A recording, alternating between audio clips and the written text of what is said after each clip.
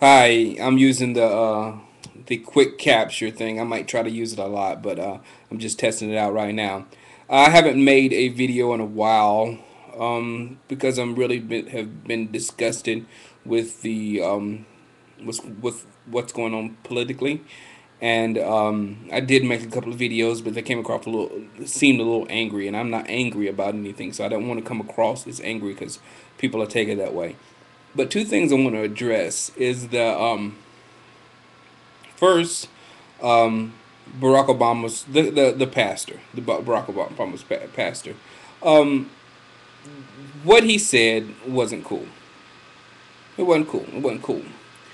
However, during that time, a lot of things were saying. It was a fragile time in this country, and I can remember going to church right after 9/11, and people were running out of the church because they didn't want to hear what the preacher had to say, because my preacher was talking about, and my church is denominational. It's got black people, white people, Asian people. Everybody's in my church, so race is not a matter there. But he was just going off about America and how America has been given guns and missiles and everything to the entire world, and you better believe sooner or later when you give that to the world, they're going to turn that around on you. And that's kind of what Reverend Wright was saying, but he was doing it in the the pulpit style of African American preachers. You know, where they get up there, they scream and yell, and to people like Pat Buchanan, who's probably never been in a black church, was calling it, "Oh, that's hate speech. That's hate. Look at all he's all angry." No, that's just the way black preachers scream and yell every Sunday. It's like, and I used to pick one. My mom, it was like the preacher that screams the most wins. That's what I used to say when I was a kid. But but now, that thing was taken way out of proportion. John McCain's already said lay off of him because you can't be held accountable for people that support you. Mike Huckabee has said the same thing, and both Huckabee and McCain has had their problems with ministers. It's just a minister is different than state. So let a minister say what they want to say, and I also tell people that I hate when ministers start talking about political stuff because they get it wrong. They get it wrong all the time. So I don't deal with that. And Barack Obama, you have to look at it from this way because Hillary said I would leave the church if I heard such things. Um, okay, you've got a church that is the backbone of the community, helping people get jobs, helping people eat, helping people survive, doing things the grunt work on the ground roots level that people in government won't do. The church is there to do it.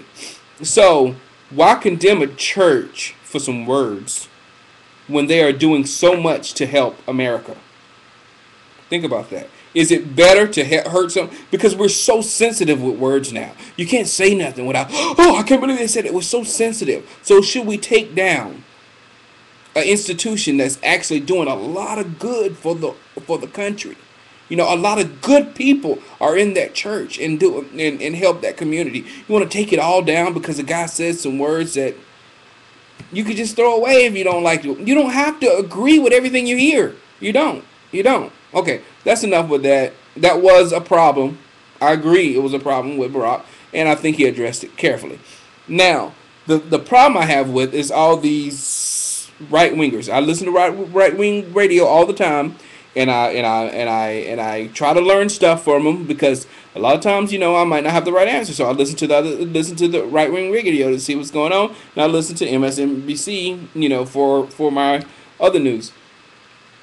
But when they went off on Barack Obama for saying a typical white woman, talking about his grandmother, a typical white woman, I got incensed. I was so upset.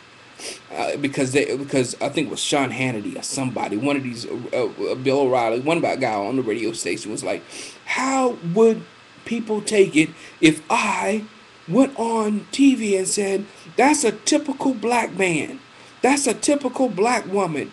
The NAACP would be all over me. I would not be able to say that. I would be taken off the air." they're forgetting one important fact. Obama is white. He's white and he's black. That is one fundamental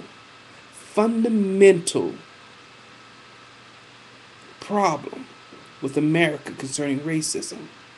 And it's so interwoven into our social fabric that we don't even realize it. When a white woman has a child with a black man, or a black man has a child with a white woman, or no, or white man has a child with a black woman, the child is black in the United States of America. If a Japanese kid, a Japanese person and a Chinese person have a baby, the baby is Japanese and Chinese. If a Swedish person and a German person have a kid, the baby is German and Swedish. But when a black person and white person have a baby, the baby's black. So what they've done is they've put Obama in the black area and taken away his white heritage when Barack Obama doesn't have any connection to black people in this country. He was raised by his mom, white, raised by his grandparents, white. That's all he knows. You know, he didn't go to my, he didn't have the experiences I had when I was coming up. You know, he had his own experiences, the experiences of a biracial child. And what you've done, Sean Hannity, O'Reilly, all you people, you've taken away his white heritage. You've told Barack Obama, since you have black blood in you, you don't have the right to be white. You can't say things about white people because you're not white anymore. You're a black man. That's wrong. That's racist. And I just wanted to get that across. Barack Obama is just as much white as he is black. Just as much. Talk to you later. Love all of you.